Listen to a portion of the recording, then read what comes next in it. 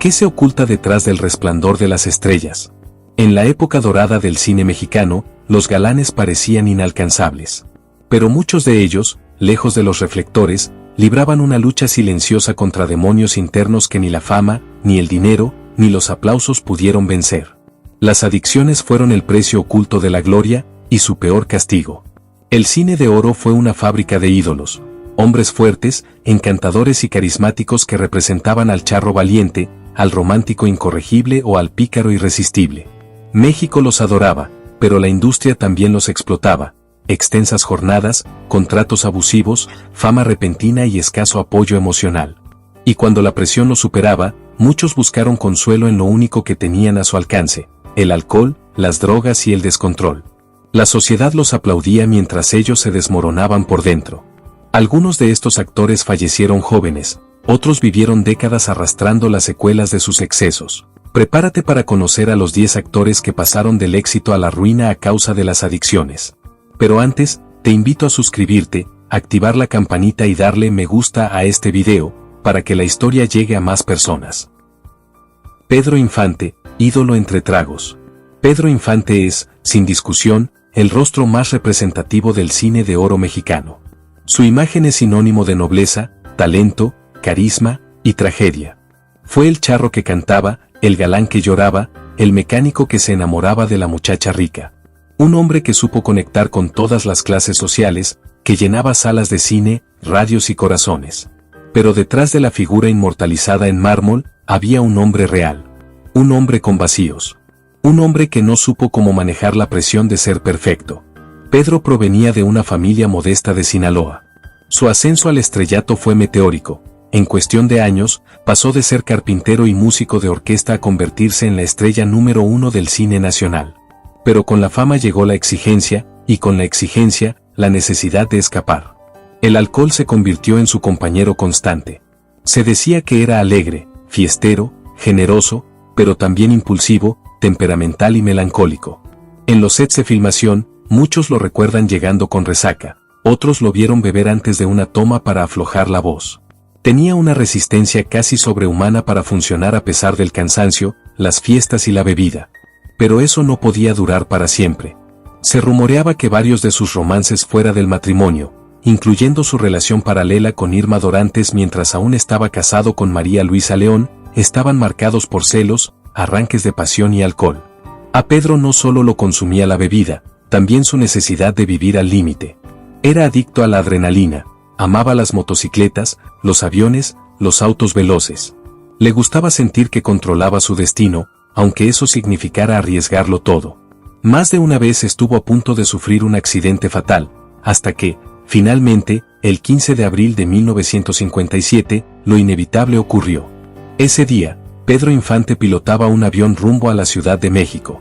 Tenía licencia de aviador, pero muchos aseguran que no se encontraba en condiciones óptimas para volar.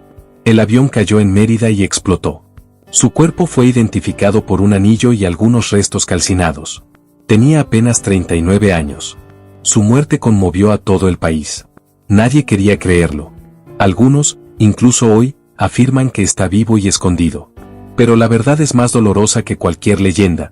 Pedro murió víctima de sus propias pasiones, de un estilo de vida que nadie podía sostener. El alcohol no fue la causa directa de su muerte, pero fue una constante en su vida, un combustible que lo impulsaba y también lo desgastaba.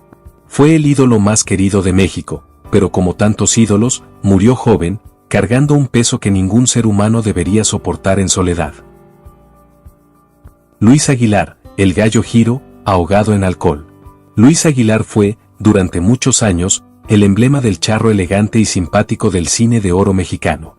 Su apodo, el Gallo Giro, le quedaba como anillo al dedo, imponente, galante, siempre sonriente y con una voz que enamoraba.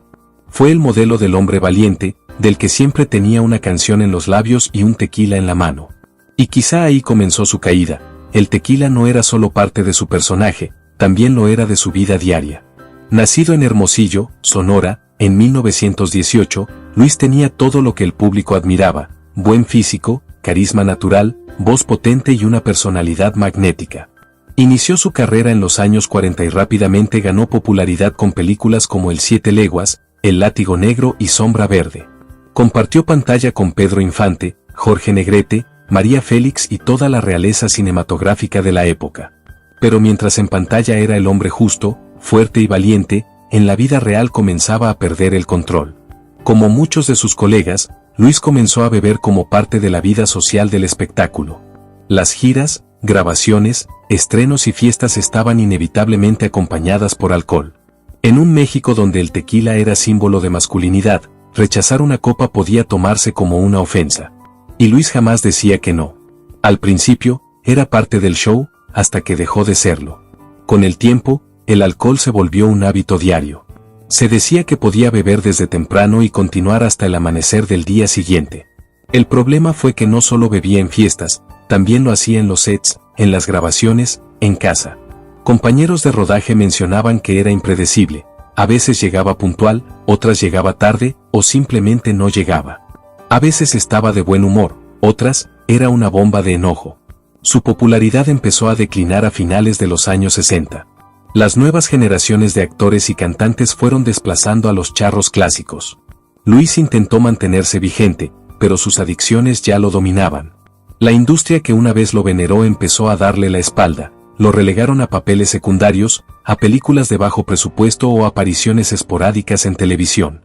Él no lo decía, pero era evidente que el rechazo le dolía más que cualquier crítica. Con el tiempo, su salud se deterioró, padecía problemas hepáticos, cardiovasculares y otras enfermedades asociadas al consumo excesivo de alcohol. Vivía cada vez más solo, aunque nunca perdió del todo su sentido del humor. En algunas entrevistas de sus últimos años, bromeaba sobre su caída, el galán borrachito del pueblo, todo por no dejar el trago. Luis Aguilar falleció el 24 de octubre de 1997, lejos de los reflectores, sin grandes homenajes ni cobertura mediática. Solo los verdaderos fanáticos lo recordaron con respeto. Murió, como tantos grandes del cine de oro, con más gloria pasada que presente, y con una tristeza que el tequila nunca logró borrar. Su historia no es solo la de un actor alcohólico. Es la de un hombre que lo tuvo todo, y que, sin notarlo, se lo fue quitando a sí mismo, copa tras copa.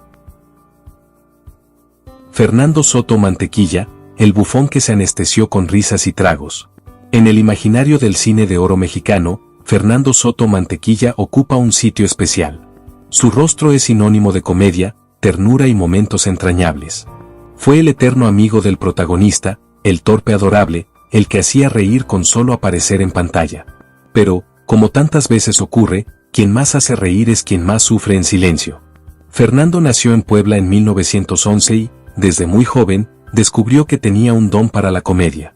Su cara redondeada, su mirada traviesa y su manera de hablar lo convirtieron en un personaje recurrente en decenas de películas junto a Pedro Infante, Jorge Negrete, Sara García y otras leyendas.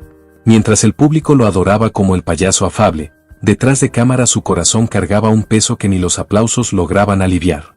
Desde sus primeros años en el medio, Fernando notó que el público solo quería verlo hacer reír. Cada vez que intentaba interpretar un papel serio o dramático, los productores lo rechazaban. «Tú naciste para hacer reír», le decían. Y aunque lo hacía con destreza, ese encasillamiento lo frustraba profundamente. Sentía que jamás sería valorado como un actor completo, que su talento quedaba confinado al estereotipo del bufón. Esa decepción, esa sensación de ser una segunda opción para la industria, lo llevó a encontrar consuelo en el alcohol.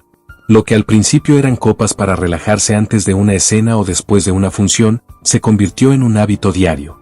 Se decía que Fernando llegaba a los rodajes con una alegría artificial, producto de unas cuantas bebidas. Nadie lo cuestionaba, porque cumplía, daba resultados y hacía reír al público. Pero al finalizar cada jornada, regresaba a casa solo, con su botella. Uno de sus colegas más cercanos relató años después que Fernando sufría de insomnio, ansiedad y pensamientos sombríos. Una vez me dijo que la única manera de dormir era con un trago en la mano y una película antigua en la televisión, para recordar los tiempos en los que aún creía que la comedia era suficiente. Con el paso de los años, su cuerpo comenzó a pagar la factura. Su rostro se volvió más hinchado, su voz más áspera y sus movimientos, menos ágiles. Aún así, los productores lo seguían llamando, pero ya no como el encantador cómico, sino como el viejo humorista de antaño. Eso le dolía más que cualquier crítica. Murió el 11 de mayo de 1980, con escasa cobertura mediática, sin homenajes nacionales ni reconocimientos formales. Para muchos, había desaparecido años antes. Fernando Soto fue el alma cómica del cine de oro, pero también fue una víctima del abandono emocional y de la soledad de quienes se dedican a hacer felices a los demás mientras cargan con su propia tristeza. Su vida es un recordatorio crudo de que, detrás de cada chiste, puede haber una herida profunda. Y que la risa, aunque poderosa, no siempre alcanza para sanar lo que está roto por dentro.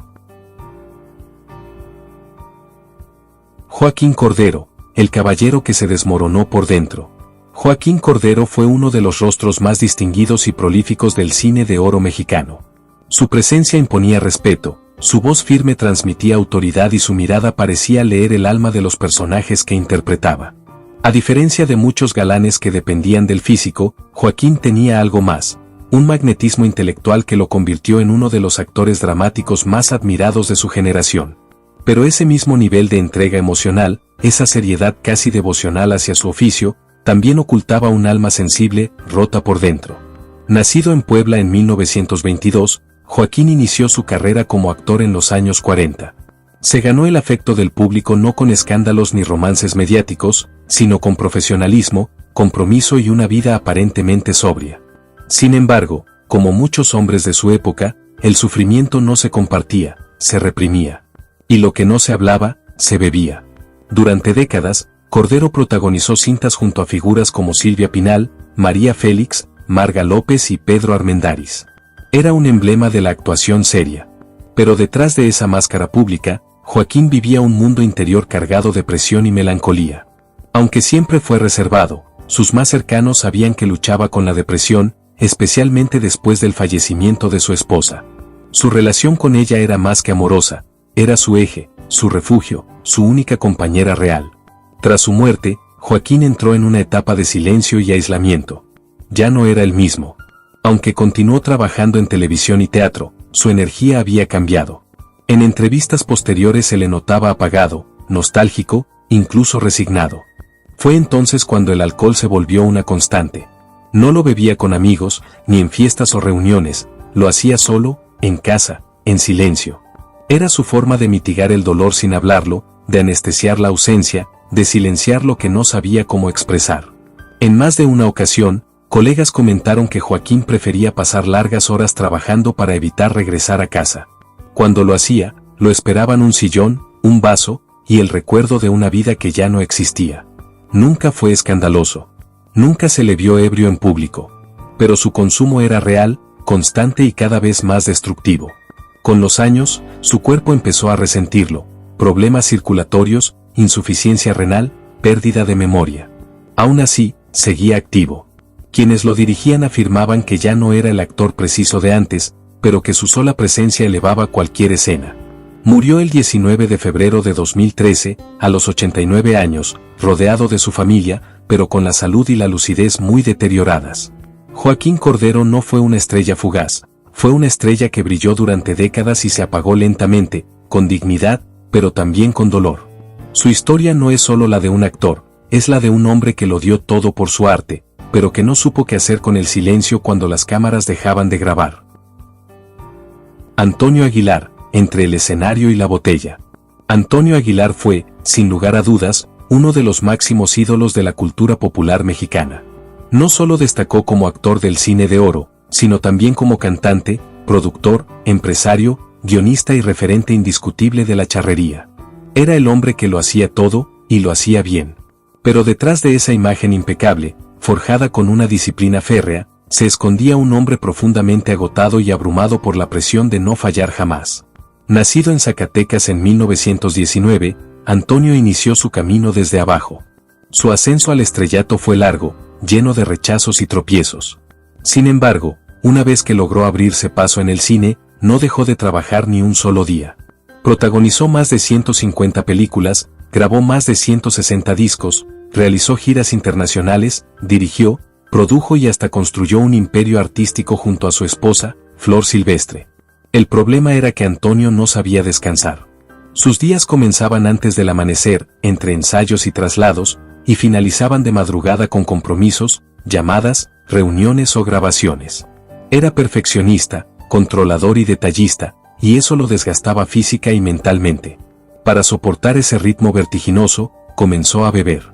Al principio, era solo una copa de tequila antes de subir al escenario, luego, otra al terminar el espectáculo, más tarde, una más para relajarse antes de dormir.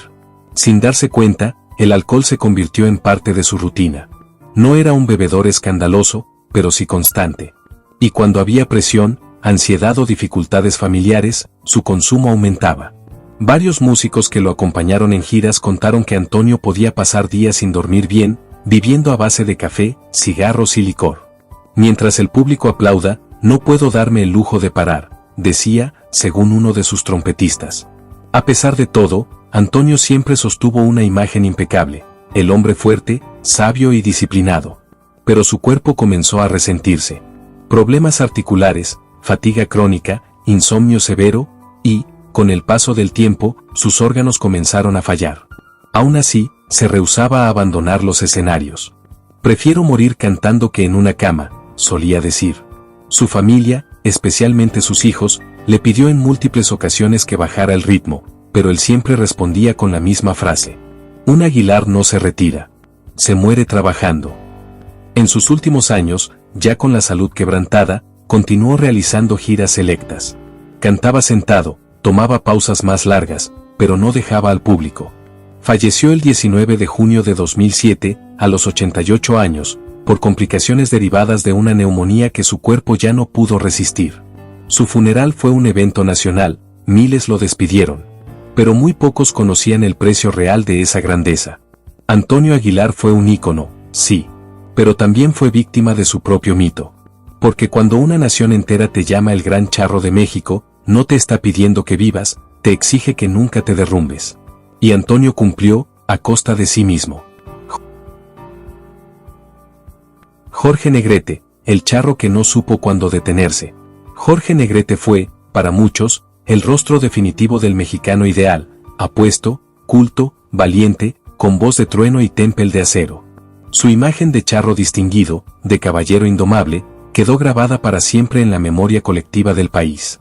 Pero esa perfección pública tenía un costo íntimo, la negación de su vulnerabilidad. Y esa negación fue, al final, su sentencia.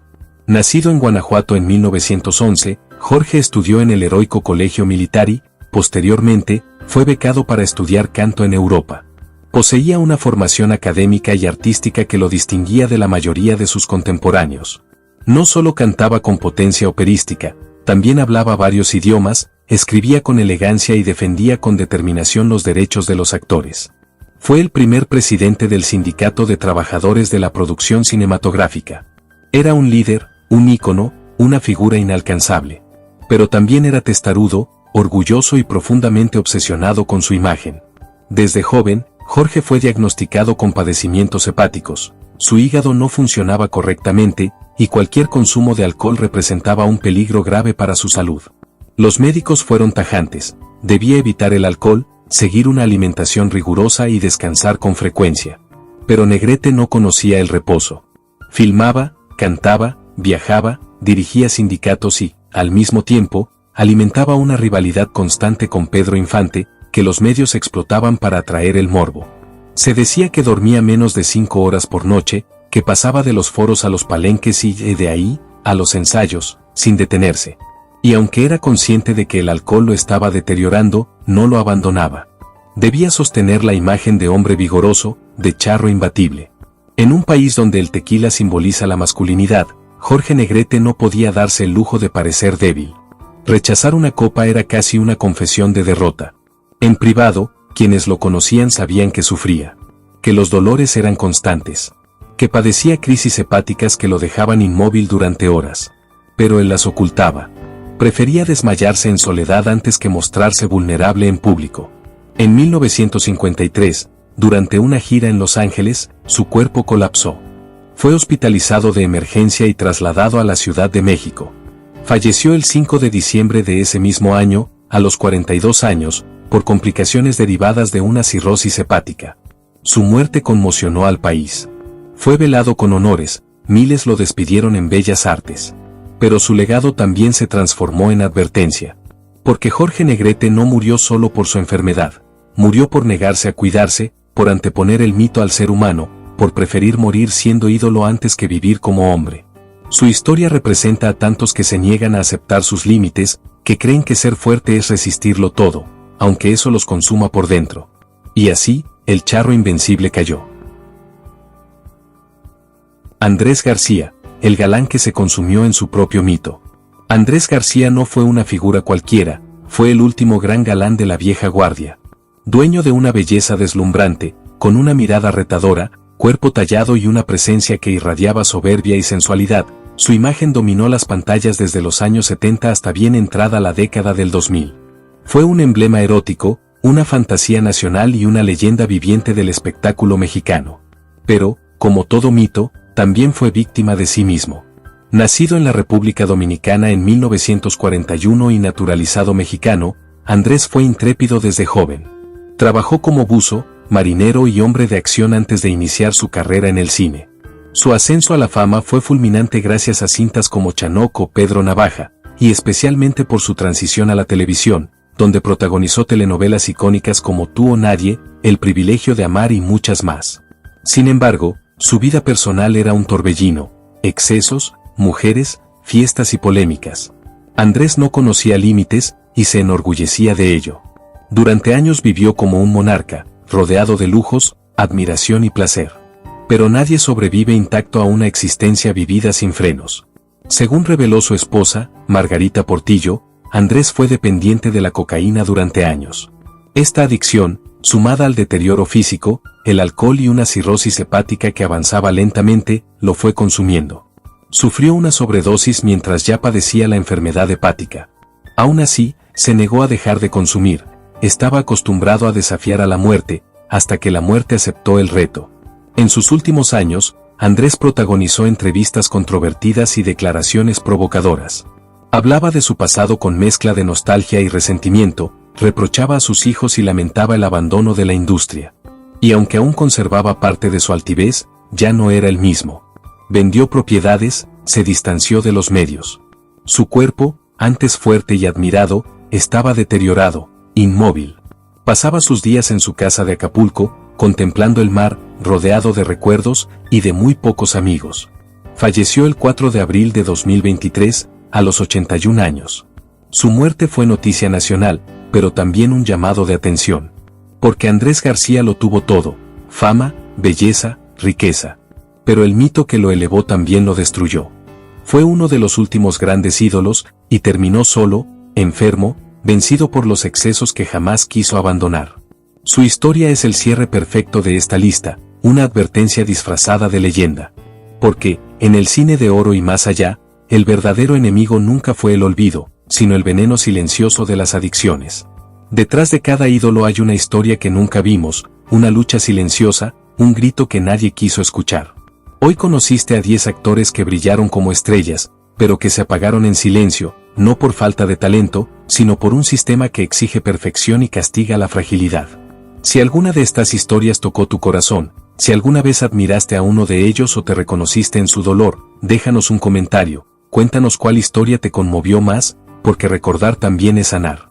Comparte este video con quienes aman el cine de oro mexicano, para que nunca más olvidemos que los ídolos también son humanos. Suscríbete y activa la campanita, porque aquí revivimos el brillo de quienes el tiempo intentó enterrar.